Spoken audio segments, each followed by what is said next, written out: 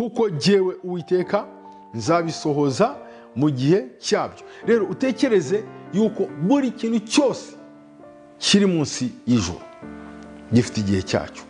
Icyo wumva utekereza, icyo wumva ushaka gukora, icyo wumva wibwira, gifite igihe cyacyo.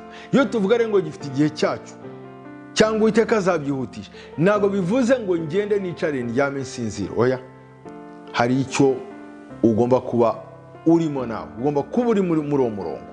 Haleluya. Si uvuga ngo uraba ukora kuko nta n'icyo ufite cyo gukora gitangaje, ahubwo ni uko ugomba kuba uri muri uwo murongo.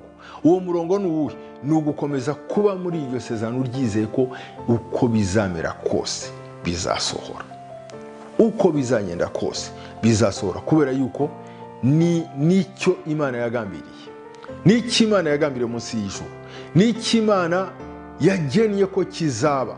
Ubwo yakigennye ko kizaba, yakigeneye n'igihe cyacyo. Haleluya.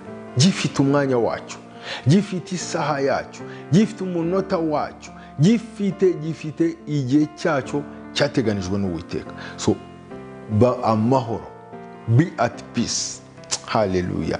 Ba amahoro, utuze, wizere Imana.